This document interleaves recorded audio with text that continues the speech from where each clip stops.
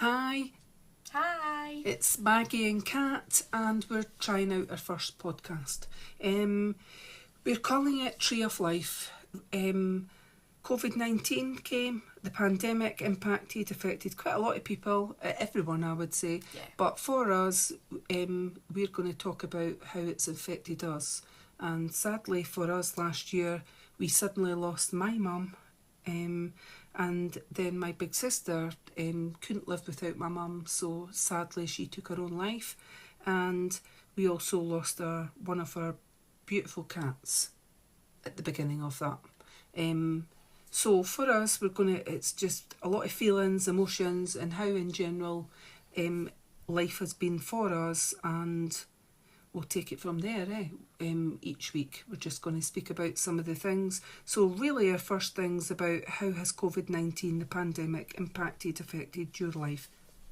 So starting off, I'm a university student currently. I'm in my fourth year, so it's my final year, and I study psychology. I was in third year at the time when the pandemic first hit, and basically our university shut, just like everybody else, whether they're students or working, everything sort of just shut and closed down. It didn't stop me necessarily with my work, my university work, because for me, my exams didn't get cancelled. I still had to do coursework and still had to do following exams. But from that, I haven't been on my university campus for over a year now. So for me, my university is probably the biggest part of my life at the minute that it has massively affected. But also, I can also say that that's not true, because it's definitely affected the family portion massively, as already explained. Not having your nana, who was so important in your life, eh? Yes, and especially losing our cat, first of all. That was also when the pandemic first hit too. At that point, we were told not to shake people's hands, and that was the only guideline we'd been given by the government at that point. And then a couple of days later to a week later, we were hit with a lockdown. So for that part, that's been quite a big impact. And just in case anybody doesn't know, but we had two rapper cats called Biggie and Tupac.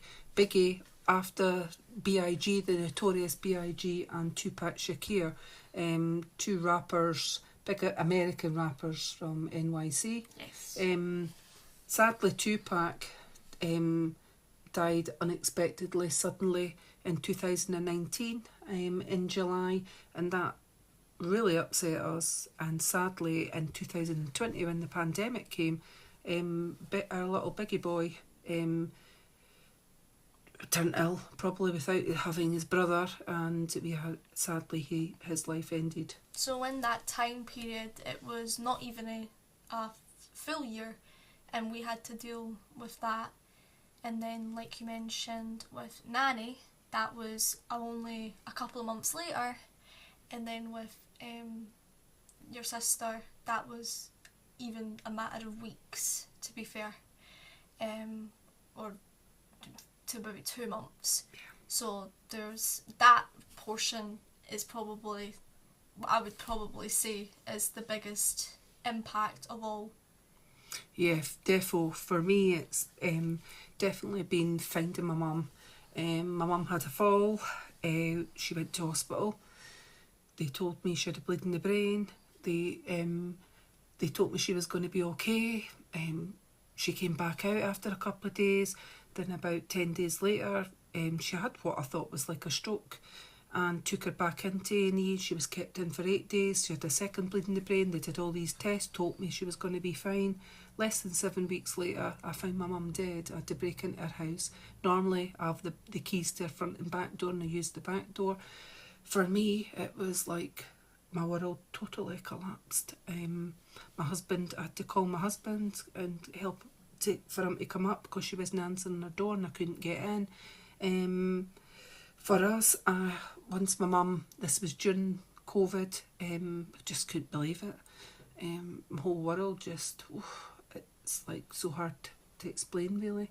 And then after my mum was buried, 2 weeks after that, we found out, I got a phone call to tell me my sister had taken her own life. Didn't get a chance to really grieve my mum, and so, you know, we go from 1 minute just your life, you're just totally broken, just can't take in what the hell's going on here. And then for me it was steamrollered with my sister, so my world had collapsed, and then heard about her.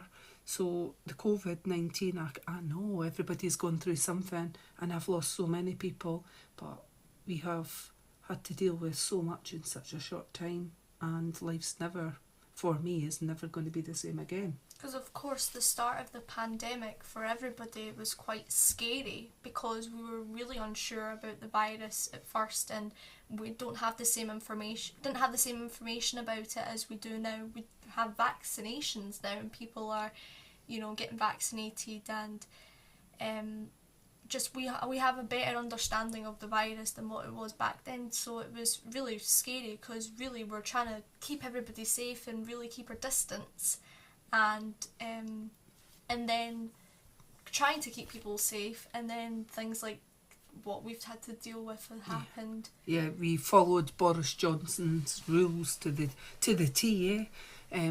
Have to be honest with you, you know, he told us not to go near your mothers. If you wanted to save them on Mother's Day, don't go near them. So, you know, for me and for my husband with his parents, we did the food shop together. It was supermarket sweet. Believe me, running around with 2 trolleys trying to do our own food shop. Him with his parents, me with my mum, and our own food shop, trying to go around that supermarket, just the one, you know, just trying to get the food in and leaving it at their door, and it was phone calls, video chat things on our phone, and just so that, because both our parents were in that category of higher risk. Yeah. We wanted to do everything by the book, basically, you know. So the Mother's Day gifts went that week. When my mum got her food shop, it was left on the doorstep. I'd go back and stand at her gate and speak with her. But of course, for me, when she had that fall, I had to go up each day thereafter. And I had Molly maids on and a scarf right up to my eyes, but still they told us not to cuddle them, you know, be too close to them, because at the end of the day I was trying to save my mum's life. And for us, ironically, trying to save her life, she died anyway, and we're having to deal with that. Still, yes, definitely. And of course, whilst we're still in our 3rd lockdown, where we don't really get even a chance to try and escape our thoughts and our feelings about it all, because we're stuck inside.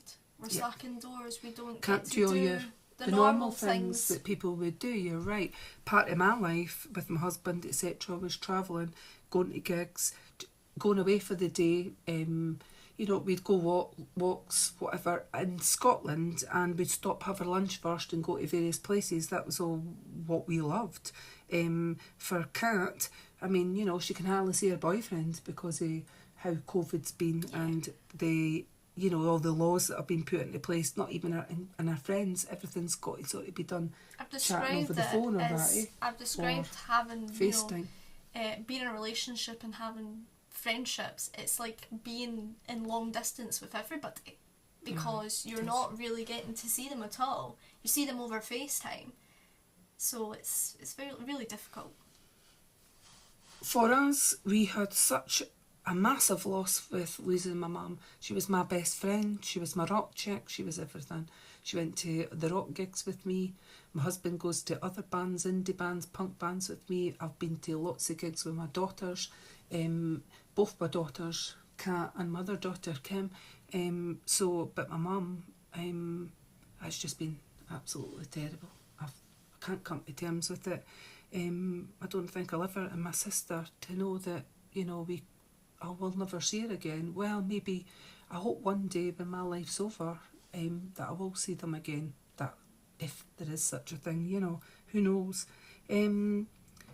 But one thing came out of it, sadly. It is a sad thing though, at the same time. Yeah. We gained one of my sister's dogs to look after. Our daughter couldn't look after. My sister had 2 Poms, and sadly, our daughter already had a dog, so she couldn't look after both. So we have taken on one of my sister's dogs. His name's Harris, and he is a lovely little spirited dog, I would say. Definitely different to Biggie and Tuesday, and they will never be replaced or forgotten. But Harris is definitely a member of our family. Absolutely. You know, we had the cats for 10 years of our life, and when Tuesday passed, it was really tragic. It was really awful. It was a heartbreak that we will never forget. But we still had Biggie, and we still had him. Us. We needed him. He needed us. And when he passed, there was what we both described as an emptiness, Definitely. a loneliness, a lack of a presence in the house. Not hearing those pitter-patter paws going up and down our hall. So for 6 months, we didn't have that. And then we gained Harris, who is different. Tragedy. He is different to Biggie and Tuesday, very different. But at the same time, there's a lot of similarities between them both. And in a really dark and sad time, he does bring a joy. It's nice to have that, although the circumstances are sad, he is, like you say, just a really happy, joyful soul. And He's a wee sweetheart. I'm very glad to have him. Oh, definitely. Yes, he's a lovely wee baba. We're just quickly going to say, my mum, we named this The Tree of Life, and it was a book I made for her, as I do scrapbooks, junk journals, etc. And I made my mum while she was alive a scrapbook called Tree of Life, and it was to do with everything, to do with who she is, what she stood for, really. And considering Tree was a nickname of yeah, hers as well, well. that's right. My mum's name was Teresa, and she got nicknamed Tree. So Tree of Life really was my mum. All those branches going out, my mum had. She was just a wonderful person.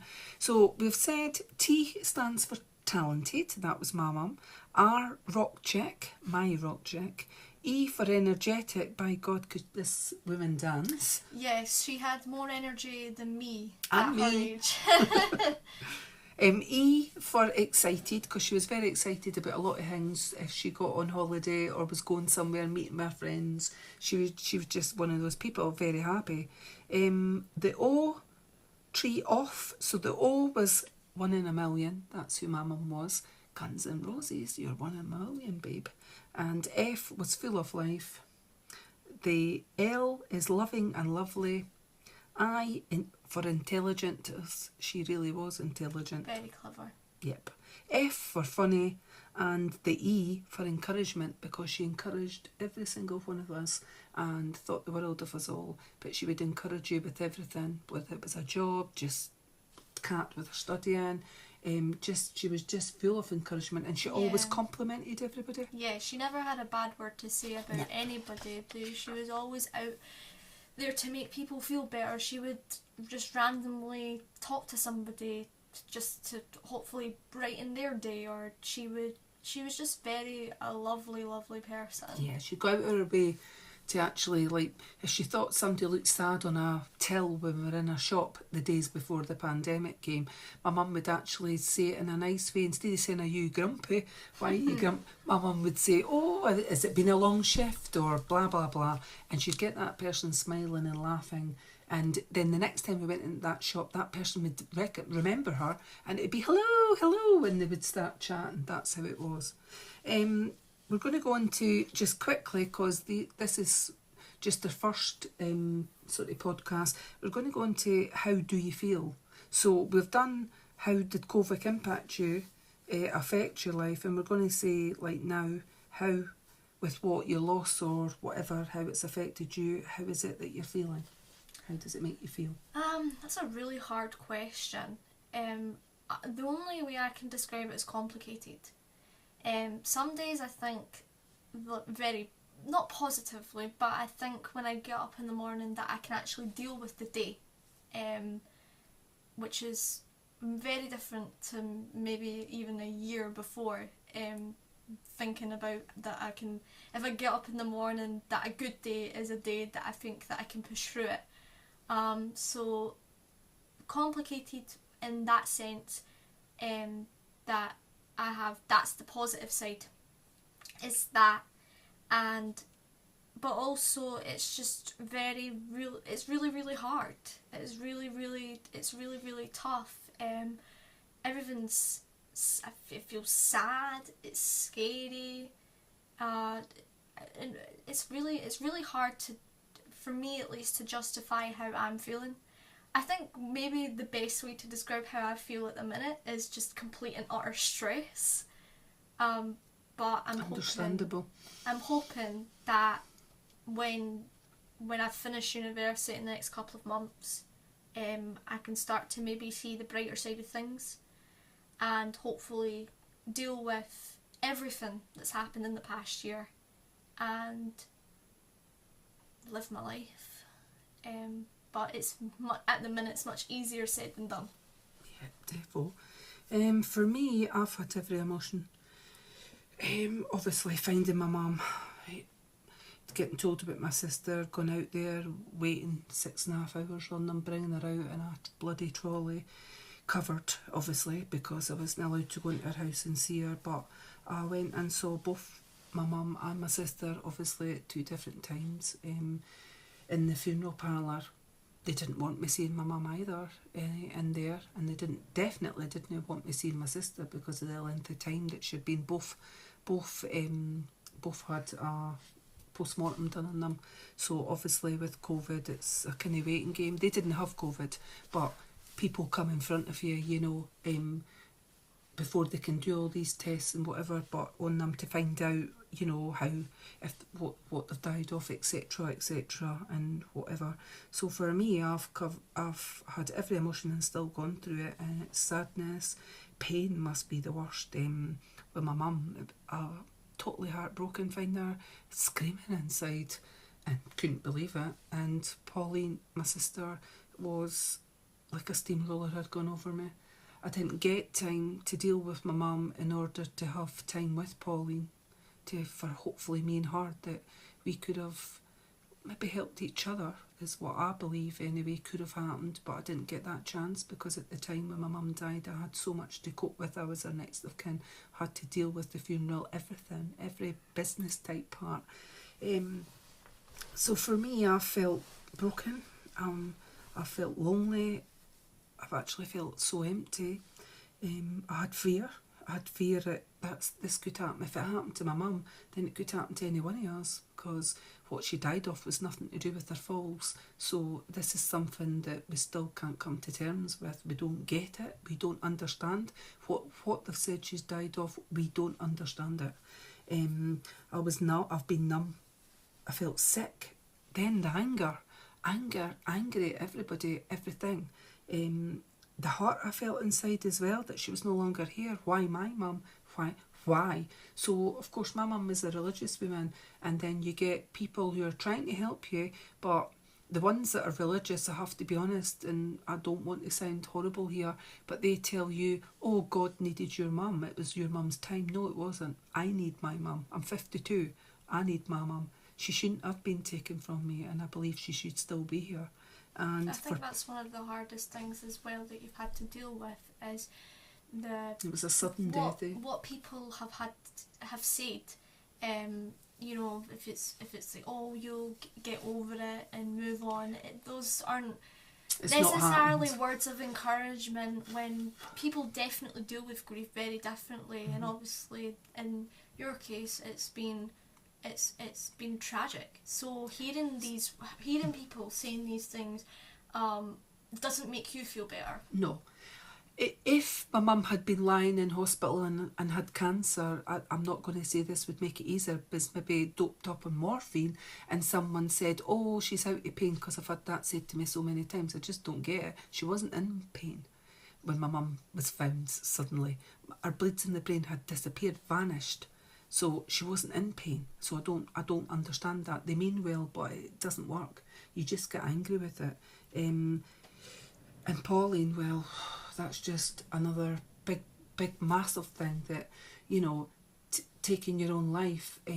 It's something that we will speak about in another another podcast, Yes. due to the fact that my mum died, she couldn't live without it. That's what's been said, and that's our knowledge on that. Everything from anger, hurt, feeling so tired, and unhappy, the dread, regret. I've got regret. I don't know why I have regret, because I was there as much as I could be for my mum. And I loved her so much. She loved me. We told each other every single day that we loved each other. Prior to her fall, I couldn't go up and sit with her whenever I wanted to. It was phone calls at hours at a time. Thereafter, I was up as many days as I could be, and Molly maids on, which are your gloves right up, and a big scarf right up above my eyes, or a mask underneath that. Still trying to protect my mum, although it was only the food shop I went to. I didn't even go walks. I sat in my back garden before that, because I was wanting everybody to be safe. So then it's brought on anxiety, something I've never ever had to deal with in my life. I don't sleep well. You sometimes doze off, but you don't actually sleep. This has went on for months, and it's just awful. This overbearing just comes upon you. You open your eyes and you start greeting, and this is months on, and everything flashes through your head again. And the worst thing out of it all for me, I think, is, see, through the day now, I walk Harris and I come in, right? So it's just walking locally to where I stay, and there's not much else really happening out with you. And, you do menial things like your housework and that just because you do it. And but it's like, I go to phone my mum. If the phone goes, I think it's my mum. We're nearly 8 months on this month, and I can't believe it. It feels just like yesterday that she was here and she was taken from me, and that, I don't think that'll ever go away. I think, well, how could you? My mum was massive in my life, and my sister I loved very much too. So but my mum was so close to me, and we were besties. She was my bestie. I loved her. I still love her dearly, and I don't think I'll ever come to terms with it. But one day I need to learn to try and cope with the loss, and that kind of leads me on to the next bit. About 7 months down the line, at the time it's nearly 8, but I reached out and admitted I needed help of some sort because I'm not sleeping. Phoned the doctors. Well, they said, what can we do for you? And I said, well, I don't want a tablet. They have a wee chat, why not? Well, I didn't want an antidepressant. I know people that have been on it, but for me, it just wasn't for me. So they suggested a wellbeing place. Phoned them up. It was a big deal for me, actually, admitting that I needed help. Sometimes that's the one thing with anything, whether it's grief, an addiction, anything. The biggest thing to push through it is admitting that you need that help. So again, this saying comes into it that I've heard everywhere: it's okay not to be okay. And that is how I feel at the minute. I'm not okay, I'll admit it. How would I be? One day you're just scraping by, getting by, really. The loss is just too massive, and every day I cry my eyes out, various times out a day, and it's just not fair. That's the word I would use, not fair. But anyway, the doctors asked me to phone this wellbeing. They referred me. Phoned them up, spoke for about an hour. They asked you all these questions. It's actually horrible. You're crying your eyes out, saying to them, to complete strangers. Sometimes that's better, though it's a complete stranger. And thereafter they had a meeting with psychologists and whatever other clinical people there. And then they phone you back and tell you that they can't help you, that they think you need long-term counselling. Oh, really? But theirs is a 6-week thing, and I believe that could have helped. We all know if you go through the hospital, well, I've never done it before myself, but you could be on a long waiting list considering the pandemic's here, COVID's here. Already it's a very long waiting list with mental health services. I know for younger people, because that's my age category, it's terrible, it's horrendous, and I can't imagine that regardless of your age group, that there's a lack of just support and materials needed to really make our mental health services the best that it can be. And with somebody who's dealing with an excessive amount of grief, it's disgraceful, and that's not helping anybody in any way, to just basically ask a bunch of questions, having to bring up things that, and having to relive the memories over and over again, because that's hard enough as it is to have to relive it all, to then admit and be vulnerable, and then be told we can't do anything for you. And that's why people don't want to get help, because people are afraid to be that vulnerable and to be that open about their struggles and what they're dealing with. So now they've referred me. They referred me to the hospital. What for? What, for me to repeat what I've just told them, and then for the hospital to possibly say, "Oh, we can't help you." So I rephoned back the doctor, and she was kind of shocked that the wellbeing couldn't, because that's what they're for. They're for grief, depression, anything to do with COVID as well, by the way, the pandemic itself. Some people have money worries, have lost their job, they're frantic, they've got kids to support, a mortgage to pay, rent to pay, bills to pay. Okay, that wasn't me, but the other part, the grief and whatever is.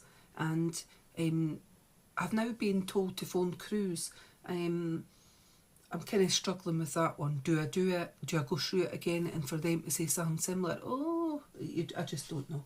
I really don't know. I'm getting a phone call back from the doctor, so she's going to discuss maybe some stuff with me. But, you know, it's like, I've never ever asked for help in anything like that. And I have had to cope with other things in life. You know, I've lost my granddad, my gran in the day, and, you know, loved them dearly, and other things, friends. I have lost friends, sadly as well. But never, always felt strong, and then now. So it's just odd. So for me, I gave my mum the tree of life and said the letters that I felt stood for my mum. So for me, the tree of life, her letters, this is what I feel for myself. So the T is for trauma, the R is for rage, the E is for emotional, the E is for empty, the O is for old, how I feel inside, the F is for failure. A failure that I feel, did I say anything? No, I didn't, but I wanted to believe what the hospital said, so it's failure to keep my mum alive, really. The L is for lost, the I is for feeling isolated, the F is frightened, because initially I was frightened about everything, about losing my mum and feared that it could happen to any of us, and E is for end, and the end for me is actually, Declan, what it's all about, I don't know. For my mum, who lived a religious life, who believed in God and heaven and whatever, sadly for us, tragically, she was taken away through the pandemic when we were told she was better and just needed to rest up for a month or two. And the morning that she was supposed to be getting taken down by her friend, wearing her mask in the back of her car for individual prayer with her church that had just opened that week for 3 mornings, sadly my mum didn't make it. When a friend chapped the door, she had already gone. So for me, I've questioned it all, the religion, life, and what is it all about? Which makes complete sense. So I don't have any anagrams for the tree of life, but I suppose what I would say is that I want to be, I can maybe slot myself in the middle of that, and hope that with this podcast that basically that we can, because those are two very contrasting, you know, saying your mum, what your mum represents for the tree of life is completely contrasting to what you're representing in the tree of life, and hopefully that in time most if not all of those parts that you're feeling can hopefully go away. That's what I hope. Yeah, for me, I think that even when COVID's under control, I just don't think I'll ever come to terms with the fact that I've lost my mum and sister and both my cats. Like, they meant a lot. But I mean, it's about being able to cope with the loss and deal with that and get on with life. I just hope, that's what I hope, you know. And for some people might not understand this, but I had a fear of dying, a massive fear. I didn't think about it every day, but when someone died or whatever, when the pandemic came, I have to admit, the amount of people that were dying, I just couldn't believe it. And it was like, you were freaked out if just sitting in your back garden or doing a food shop, you were actually freaked out in case the person next to you had it. But actually now, for me, I've not got that. That's something. I don't have the fear of dying, because one day I hope I get to see my mum and sister again. So we're going to end it like that. Not a major down. We understand, both Kat and I, that people are dealing with all sorts through this loneliness. They've lost loved ones, etc. You know, it's not being able, isolation, things like that. You know, it's dreadful. It really is, and everybody's got lots to deal with and whatever. Definitely. But it's going to be this is our first one, so next time we're going to talk more in depth on various things. Yeah. From young life to any age, it doesn't really matter. Okay. Right, thank you for listening. Thank you. Bye. Bye. Bye.